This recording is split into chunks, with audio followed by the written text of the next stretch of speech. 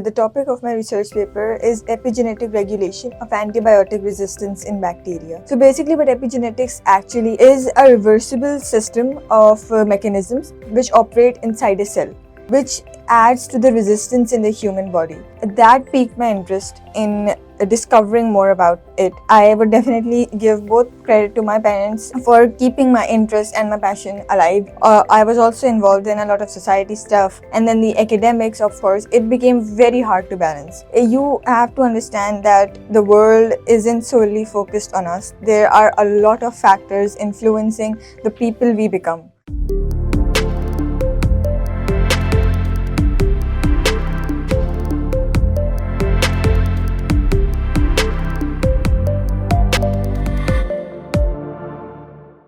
Assalamu alaikum. My name is Ishal Basir and welcome to Echoes Beyond the Bells. Today with us we have a senior, Fatma Zuhair from Generations College, a familiar face for many of us and an inspiring research writer who recently on July 31st got a chance to present her research on microbiology in the conference at an international symposium. Assalamu alaikum, Fatma. I hope you are having a splendid day and I'm truly honored to be given this opportunity to get to meet you and to host an interview with you. Walaikum assalam, Ashal. It's a great opportunity to meet you as well, and it's lovely. So, firstly, my question would be, your research is on microbiology. Can we get a summary on what your research is about or what it talks about? So basically my research, the topic of my research paper is epigenetic regulation of antibiotic resistance in bacteria. Basically, antibiotic resistance, it's a very growing world problem, and it can be observed not just in third world countries but also in first world countries, and it's increasingly important that we address this problem. However, traditionally the reasons for reasons for antibiotic resistance have primarily been genetic. However, due to recent researches and recent developments, scientists and researchers have found that epigenetic regulations could also influence antibiotic resistance. So basically what epigenetics actually is a reversible system of mechanisms which operate inside a cell. Humans and bacteria both have these mechanisms, and in humans it can be observed, like for example if we have skin cells and if we have liver cells. So they both perform different functions but the DNA is the same. So because they perform different functions, some of the genes in the liver cell are turned off and some of the genes in the skin cell are turned off to address their respective roles in the human body. Although the bacterial epigenetics is a bit different than human epigenetics, it still is based on one of the most fundamental aspects of the topic, which is the switching of genes on and off. In this case, which could be resistance genes. So, are there any problems which are caused in our social circle? Yeah, definitely. Antibiotic resistance itself is a huge problem, especially if we are addressing Pakistan as well, because a lot of underserved communities, they have quack doctors. For instance, they just prescribe antibiotics, and they prescribe, sometimes they give the wrong dosage of antibiotics, or they give a wrong, like for example, if the antibiotic is supposed to run for a week, they give it for 2 weeks or 3 weeks, which adds to the resistance in the human body. So basically, the bacteria in the human body adapt to the antibiotic, and it becomes useless. The drug basically becomes useless. So and this is, although I'm addressing the underprivileged areas in Pakistan, but it's also a very growing problem in the urban areas as well, because some people self-medicate, and some people self-medicate, and some people just keep on taking it even after their trial period's over. Although just because they aren't fine again, so they think that it's okay to keep on taking on these drugs, and without any thought to the consequences. Yeah, what I have noticed in like traditional households, even in our households as well, is like कि बस कुछ होता है, कोई problem होती है, पैराडॉल खा लो, Brufen खा लो, बैफ्लेम खा लो, इन सब चीज़ों से सब कुछ सही हो जाएगा, और हम लोग खाते रहते हैं, and we slowly become addicted to them because they are drugs. Yeah. तो we slowly become addicted to them, और फिर उनका effect भी हमारे ऊपर कम आने लगता है. So this self medication can also be linked to the high cost of medication. Definitely. Even in urban and rural areas में तो mostly ये तो available ही नहीं होता. urban areas में medication की cost इतनी expensive होती है that people resort to like self-medicate themselves. So obviously every experience has a story, a journey to itself. What is your journey? How did your idea start? Well, basically, the idea of research, it was never a big one in my mind because, like all students, from an early age, research isn't a big part of our curriculum, of our experiences as a Pakistani student. We aren't given that much exposure to research facilities or symposium, and even the thought of younger children. They are not exposed to that much research forums as international students are. So I was on the same page. But when I was in grade 8, I participated in GLL for the first time. And in that experience, I was one of the team members who were part of the research project side of the GLL. So after that, when I researched on finding a solution to an existing problem, which is actually what GLL is all about, so that piqued my interest in discovering more about it, in discovering new possibilities and new arenas of research and everything. However, that was a very basic level. As I grew up, my curiosity for discovering things, for discovering new information, it was also linked to my father actually, because he's also an avid reader and an avid, sometimes a writer. So, and he is also very curious about a lot of things. So, I guess I could give credit to him for piquing my interest and always keeping my curiosity alive, even when I asked questions that would be regarded as childish. So yeah, I would definitely give both credit to my parents for keeping my interest and my passion alive, even when I didn't know what it actually was. So when moving on, then I started discovering new forums, new opportunities. When I was in grade 10, I actually participated in an international STEM competition in which I led a team of international students, and we were basically solving a problem on sustainable mining. Although I did not win anything in that, but I definitely got more exposure to how other kids around the world address problems or how they approach research, basically. So that was the first opportunity at an international level. A very good opportunity. Yeah, definitely. So that was the first opportunity I ever had. And then, of course, in grade 11 last year, I started in a program, participated in a program which was basically on biotechnology and genetics, and it was taught by a professor of UC Berkeley. So after I completed that program, I learned a lot about protein synthesis and different biotechnology, basically different topics of biotechnology, which are taught to first year university students or taught at the AS and A2 level, basically. So after that, we had to produce a research report or a secondary review, basically. And we could opt for getting it published or maybe presenting it at a conference, whatever we want to do. So I chose the topic of epigenetic regulation and antibiotic resistance, and that's how my journey came to be.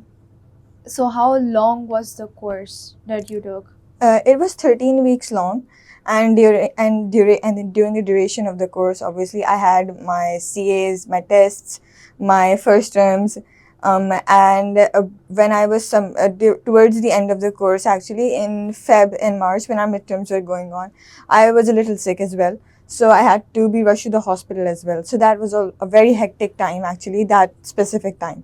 And then after, before a week before my mocks, my deadline had been extended. I had extended my deadline, and I had to submit the report a week before my mocks started. So basically, during that, managing Ramzan, preparation for mocks, and everything else. On top of that, I managed to produce a research report, and I submitted it to my mentor at the organization. And when did you get the result back?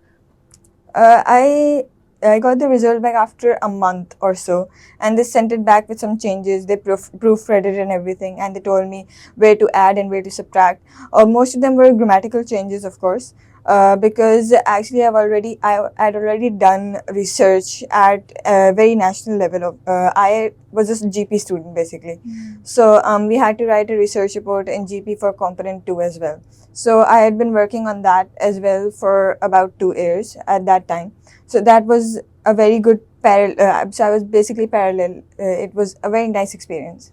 Both of them worked with different topics but with the same agenda in Yeah. mind, so it like simultaneous ho gaya. Definitely. Yeah. So how did you feel in the moment when you realized that, oh my god, you're gonna present at such a big such a big international forum, that your research is going to be publicly there at such a big forum?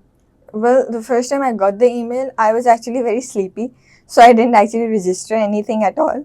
But when I woke up, I had done everything and I was back in a very conscious space. I reread the email again and then I realized what it actually was. I was sent the email 2 weeks after my CIEs ended. So I was already thinking about like when will the email arrive and everything, and it was like 4 or 5 days past the deadline. They had already said that we would send the final decision at. So when I got to know that I had been accepted, that my abstract had been accepted, so the first thing I did was that I rushed to my sister because and then explained everything to her in a very speedy manner, and she did not understand anything. So then I had to tell it to her again, and when she finally realized what I was talking about, she was extremely happy. Then we called our mother, and she was extremely happy as well. So I guess my happiness was based off of off of their reaction. Yes, family support towards what a child's interest is definitely goes a long way, and it is always a big factor and plays a huge role in the child's success and how they deal with it. Mhm. So I think we can all see that you managed to balance your personality or representation in the school or internationally with your academics. Any advice for us O-level students who struggle to manage their time and work, or on how to deal with stress? Well, basically, I think stress, the deadline for tasks, the deadline for homework, is the biggest motivator of all. We all deal with stress. We all have to go through stress so that we can actually do some work. Or else, if we were not stressed about deadlines or tests or CIEs or mocks, we wouldn't actually be motivated to try something new. However, I know a lot of students, especially in O levels and in A levels, personally, that who shy away or who are scared from actually competing in tasks because they think they won't be able to manage the burden with their preparation for their tests and everything. While of course grades in terms of CIEs are definitely important and they do matter, but managing your skills, managing what you do and how you present yourself in a national level, in a regional level or international level is also important. Because while grades define your academic success, these qualifications, these external events, they define who you become as a person. Basically, they give you so many opportunities. They put you to stress. They put you to time management. They tell you how to lead stuff. They tell you how to become a better person. Basically, how to manage your tasks, prioritize, and school and managing these tasks and school should actually be the priority. Because if we focus on just one thing and we become an expert on just one thing, we will not be able to understand the world around us completely. I would actually like to, because I 100% agree with your point that stress is such a big motivator. Because me myself, I only work under pressure. I would not even say that I work well under pressure. I only work under pressure when there are deadlines, when the teacher's like, hey, काम submit karao. That's when I start to do my work. I know it's not a good habit, but that's the only thing that motivates me to do the work. Otherwise, I don't think as me myself as a person I would do it. So yes, stress is a huge motivator for us. And for me, I feel that all students at some point, even myself, we are skeptical of our abilities to multitask, or we question our stamina while involving ourselves in such diverse or different activities. Any advice or experience that you would like to give on that? The first time I ever went through the task of multitasking was, like I said, in grade 10, when I first participated in an international competition. And although the grade 10, I participated in the first term, and the first term of grade 10 is not that hectic, it's not that stressful as compared to the other levels. So, that on that front, I started off at an early age in a very low pressure environment. Although the stress of academics was still very high, because of the low pressure I received during my first years, during the first time I ever did something like that, I guess that made me into somebody who could accomplish things even under a very high pressure, and even under on a very tight deadline. Because not everybody gets the chance to participate in competitions or manage tasks in a low pressure environment, and mostly they're just encouraged to put the first step in a very high pressure environment. They don't actually make their base on time management, prioritizing, because when you learn to prioritize the less important stuff in your life, as you grow up, you automatically know how to prioritize the more important stuff, like university applications maybe, or other stuff you might be doing, extracurriculars, you might be giving the SAT maybe someday. So those are some tasks that you have to prioritize in a very high pressure environment.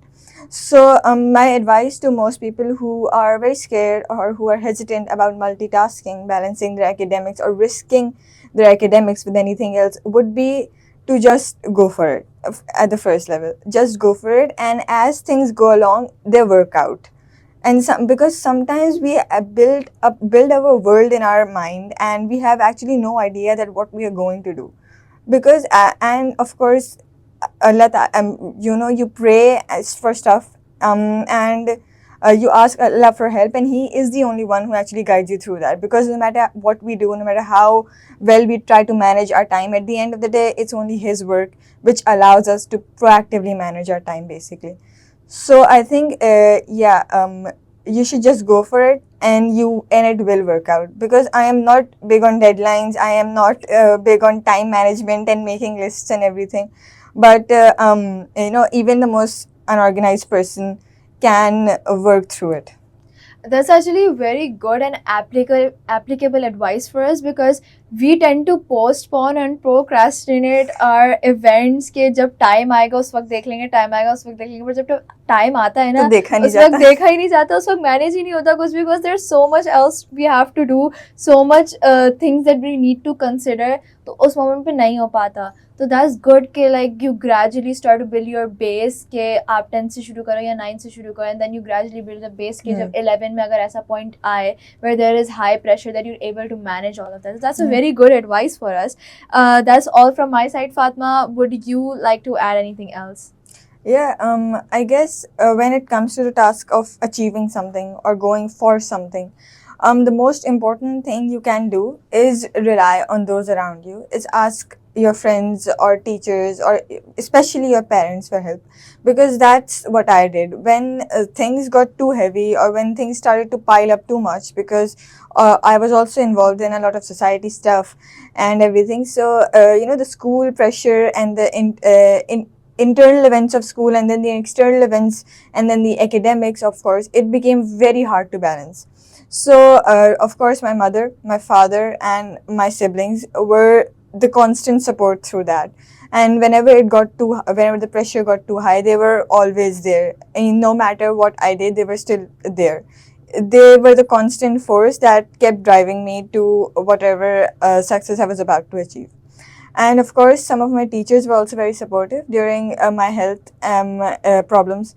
So they were extremely supportive, and they encouraged me basically to go for it, to try despite whatever is happening, and it inshallah will be okay. So I guess another important thing you can do to manage time is try to rely on those around you, basically. Codependence, basically, because humans yes, I would say that at a point, at a certain extent, at a certain limit, yes, we need to be independent, but we cannot live in this society, in this world, without codependence on each Exactly. other. It's a very interconnected world, basically, and especially with the rise of social media and texting, DMs, and everything, you have to understand that the world isn't solely focused on us. There are a lot of factors influencing the people we become. So that's it, I guess. So thank you so much, Fatma. Indeed, you are an incredible inspiration for all the students out there. And Jazakallah for your presence today. Again, I'm truly honored to have you here as a guest in today's podcast. Thank you so much. It's an honor to be here as well. Jazakallah.